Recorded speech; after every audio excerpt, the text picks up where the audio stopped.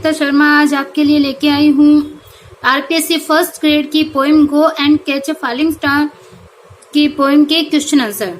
RPSC first grade के अंदर 8 poem है वो अपने सिलेबस में है, उसमें से ओन हिज ब्लाइंडनेस के क्वेश्चन आंसर है वो ऑलरेडी अपलोड मैं कर चुकी हूँ। आज हम करेंगे go and catch a falling star by John Donne. John Donne जो कि बहुत ही फेमस मेटाफिजिकल पोइट माने जाते हैं। तो इनकी जो पोएम है go and catch a falling star, उसके बारे में हम यहाँ पढ़ने जा रहे हैं, उसके क्वेश्चन आंसर है वो हम यहाँ करने जा रहे हैं। तो देखो पोएम जैसे नाम मैंने लिखा है, नीचे मैंने लिखा है जॉन डन, तो जॉन डन के द्वारा ये लिखी गई है। अब देखो इसको पब्लिश है वो कब किया गया था।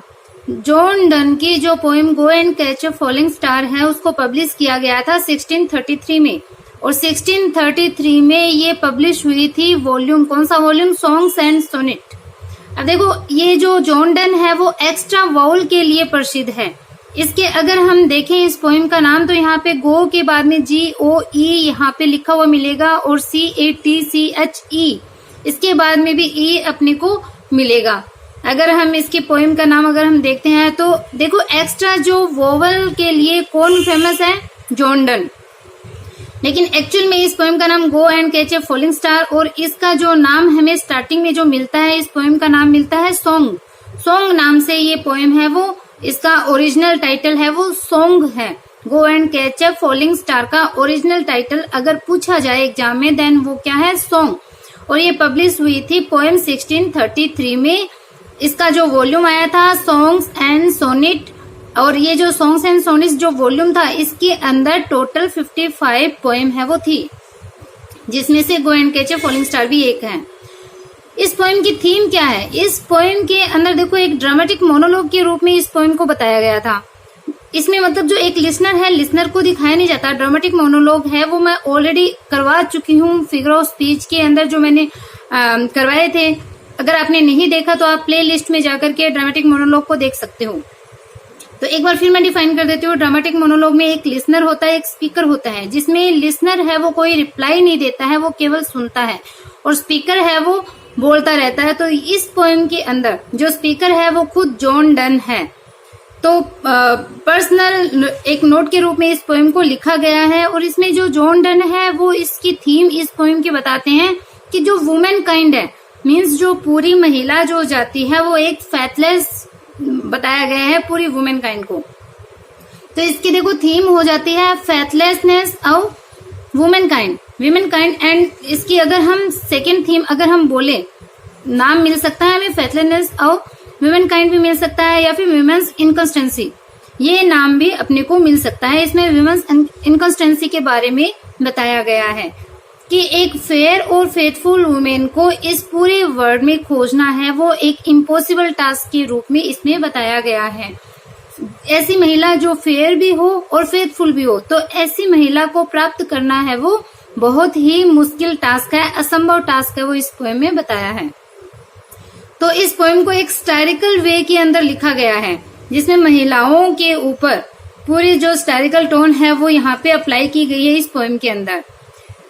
तो देखो इस पोएम के अंदर क्या बताया है, और the poem shows the cynical attitude of poet. देखो क्वेश्चन है वो ये मैंने लाइन वाइज लिखे हैं, तो इसमें मैंने क्वेश्चन नहीं बनाया, बट क्वेश्चन ये भी आ सकता है कि इसमें पोएट का कौन सा एटीट्यूड बताया गया है, सिनिकल एटीट्यूड है, यानी जो सन की एटीट्यूड है वो यहाँ पे बताया गया है। हर एक लाइन है वो क्वेश्चन के रूप में इम्पोर्टेंट है। मैंने क्वेश्चन न डाल करके सीधी लाइन है वो यहाँ पे लिख दी। तो देखो इस पोएम के अंदर पोएट ने सिनिकल एटीट्यूड है वो शो किया है। The poem shows the cynical attitude of poet. इसकी राइम स्कीम है अपनी ABABCCDDD। देखो 4 2 6 3 2 5 6 7 9, तो 9 लाइन के इसमें 3 स्टेंजा है। पोएम के बारे में पूरी जानकारी होना बहुत जरूरी है। आजकल लाइन भी पूछी जाती है, और पीछे जो फर्स्ट ग्रेड हुआ था जनवरी में उसके अंदर तो यहाँ तक पूछा गया था कि फर्स्ट स्टेंजा की जो लास्ट जो राइमिंग जो वर्ड है वो क्या है, ये चीज भी क्वेश्चन में पूछी गई थी कि कोई पोएम का नाम दे दिया और बोल देंगे कि इसका जो फर्स्ट स्टेंजा है उसकी लास्ट 2 लाइन के राइमिंग वर्ड कौन से हैं। तो राइमिंग वर्ड तक यहाँ क्वेश्चन में पूछे जा रहे हैं। देन पोएम की जो लाइंस वगैरह हैं वो अपने को ध्यान होना चाहिए। तो टोटल 27 लाइन है go and catch a falling star में, और 9 लाइन के 3 स्टेंजा इसमें दिए गए हैं इस पोएम के अंदर। तो इसकी राइम स्कीम है वो क्या है, A B C C D D D.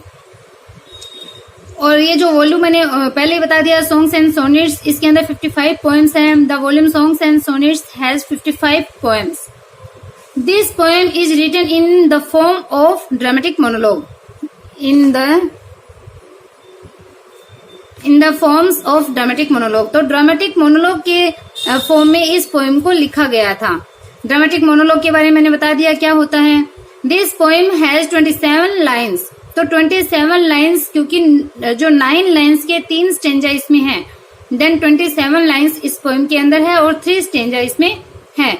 और इस पोएम का जो ओरिजिनल टाइटल है वो क्या है, सॉन्ग। मैंने पहले आपको स्टार्टिंग में बताया था कि इस पोएम का जो ओरिजिनल टाइटल है वो सॉन्ग है। तो इस पोएम में जितने जितने इंपॉर्टेंट क्वेश्चन बनते हैं वो सारे के सारे मैं इस पोएम के इंपॉर्टेंट क्वेश्चन को यहाँ लेके आई हूँ। तो अपने को बस ज्यादा से ज्यादा इसको पढ़ना है। पोएम ऑलरेडी आप पढ़ चुके होंगे, और अगर आगे टाइम मिलता है देन मैं आपको पोएम भी बोर्ड पे पूरी एक्सप्लेन करूंगी। देखो एक बार क्वेश्चन पूछा गया था कि इस पोएम के अंदर इम्पॉसिबल टास्क है वो कितने बताए गए हैं। तो यहाँ तक देखो टोटल इम्पॉसिबल टास्क भी अपने को पता होना चाहिए, और हमें लाइन से भी पता होना चाहिए कि फर्स्ट इम्पॉसिबल टास्क कौन सा है, सेकंड कौन सा है, थर्ड कौन सा है, फोर्थ कौन सा है। सारे इम्पॉसिबल टास्क का वो हमें पता होना चाहिए। तो देखो, how many impossible task are told in this poem.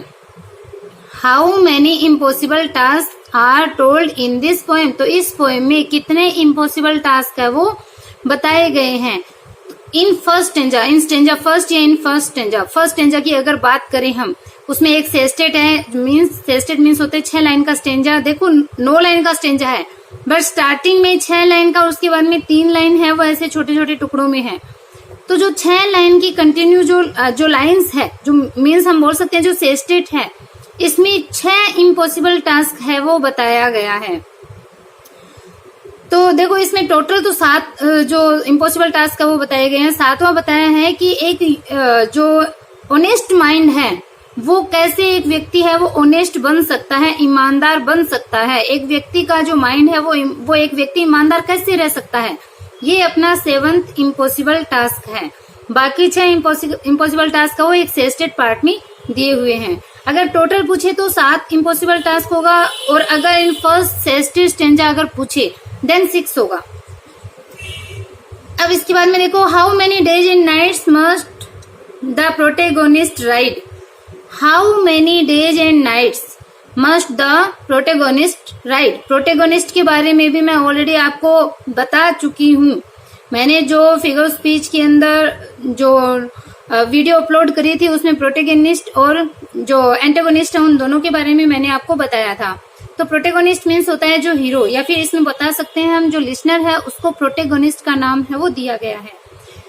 तो how many days and nights इसमें बताया है कि वो कितने दिन और रात तक जो प्रोटेगोनिस्ट है वो राइड मीन जो घुड़सवारी करना होता है तो वो राइड करेगा।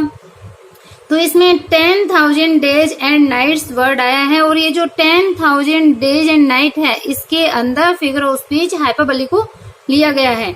हाइपरबोली के बारे में भी मैं आपको ऑलरेडी पढ़ा चुकी हूँ। हाइपरबोली का मतलब होता है किसी चीज की अतिशयोक्ति करना, मतलब एक बात को बढ़ा चढ़ा करके बोलना। तो इसमें जो पोएट है उसने बोला था लिसनर को कि अगर आप 10,000 दिन तक कंटिन्यू, 10,000 दिन और रात अगर कंटिन्यू आप राइड करते हो, देन फिर भी आपको एक फेयर एंड फेथफुल वुमेन है वो नहीं मिलेगी। तो इसमें हाइपरबोली को यूज में जो पोएट है उन्होंने किया था इस लाइन को। नेक्स्ट देखते हैं, if the beast born to strength sight. इसके अंदर एलिट्रेशन को यूज में लिया गया है। एलिट्रेशन मीन्स होता है अनुप्रास अलंकार, ये भी मैं बता चुकी हूँ। तो एलिट्रेशन को हम कैसे पहचानते हैं? एलिट्रेशन का मतलब होता है जो स्टार्टिंग में जो अपने जो लेटर है वो सेम आना चाहिए। तो ये देखो जो कॉन्सोनेंट वर्ड है वो सेम होना चाहिए। एलिट्रेशन में एसोनेंस में होता है जो अपना साउंड वोवल साउंड होता है, अगर वो रिपीट हो रहा है देन वो एसोनेंस होता है, और अगर कॉन्सोनेंट साउंड यहाँ पे स्टार्टिंग में रिपीट हो रहा है देन वो एलिट्रेशन है। तो यहाँ पे एलिट्रेशन फिगर ऑफ स्पीच को यूज में लिया गया है। देखो बी बी एस तो एलिट्रेशन यहाँ पे इस लाइन में लिया गया है। अब देखो कंटिन्यू, मैंने यहाँ पे इम्पॉसिबल टास्क है वो बताया है कि फर्स्ट कौन सा है, सेकंड कौन सा है, थर्ड कौन सा है। तो जो इसकी राइम स्कीम थी आपको याद होगी, A B C C D D D, मैंने ये बताया था। तो ये देखो पहली है फॉलिंग स्टार, यहाँ पे खत्म होती है ए, इसको हम बी बोल सकते हैं, ए बी। तो स्टार से देखो years, star years, root foot, singing sting, see see ये हो गई। तो अपने को इम्पॉसिबल जो टास्क है वो अपने को याद करना है। फर्स्ट कौन सा है, go and catch a falling star. जो इस पोएम का जो टाइटल है वो इस पोएम की फर्स्ट लाइन है और वो ही इसका फर्स्ट इम्पॉसिबल टास्क बताया है।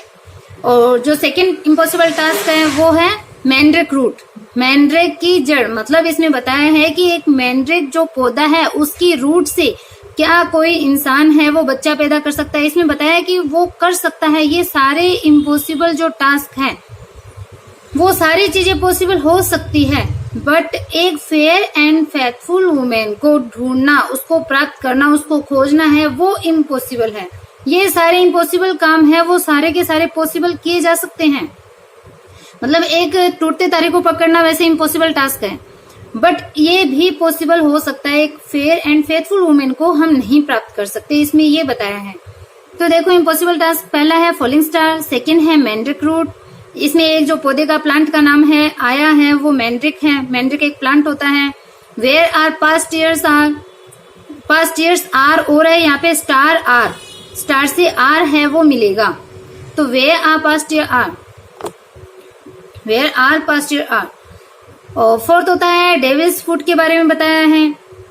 फिफ्थ है अपना मरमेड सिंगिंग, और सिक्स्थ है एनवी स्टिंग, और सेवंथ है ऑनेस्ट माइंड के बारे में।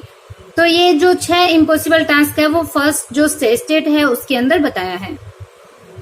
कंटिन्यू याद होना चाहिए क्योंकि एग्जाम में पूछा जा सकता है कि फोर्थ इम्पॉसिबल टास्क कौन सा बताया है, तो वो डेविल्स फुट है, अपने को याद होना चाहिए। सेकंड देखो, who is considered as a pilgrimage in the poem, who is considered as a pilgrimage in this poem. तो इस पोएम के अंदर इस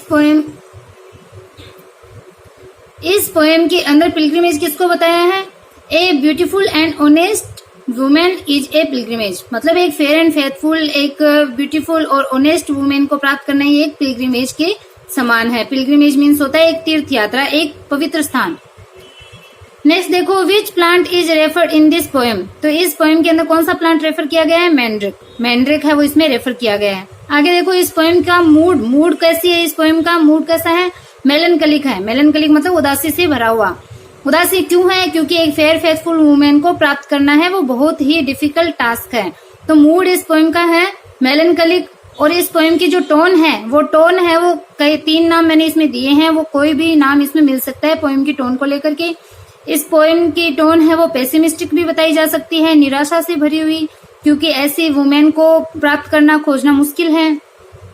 सिनिकल टोन भी इसकी बताई जा सकती है, और स्टायरिकल टोन है वो भी इस पोएम की बताई जा सकती है। तो इस टाइप से तीनों नाम है वो इसमें आ सकते हैं। पेसिमिस्टिक भी आ सकता है, सिनिकल भी आ सकता है, और स्टायरिकल है वो भी आ सकता है। अपने को तीनों के लिए तैयार है। अब हम करते हैं अपना लास्ट क्वेश्चन आज का।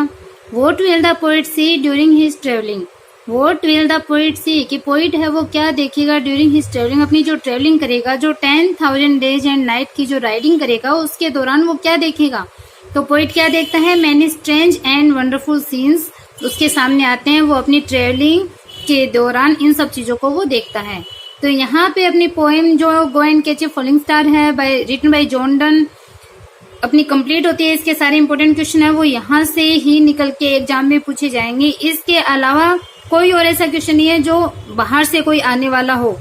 इसके अलावा एक बार हम क्वेश्चन आंसर कर लेते हैं, बाद में डिटेल में सारी पोएम्स को भी पढ़ेंगे। उसमें जो छोटे छोटे उसमें जो पॉइंट्स है या फिर जो फिगर ऑफ स्पीच जो निकल के आते हैं उन सब के बारे में भी हम चर्चा करेंगे। अगर वीडियो आपको पसंद आ रहा है तो वीडियो को आप लाइक और सब्सक्राइब जरूर करें। आप ज्यादा से ज्यादा अपने फ्रेंड्स के पास इसे शेयर भी कीजिए। Okay, bye.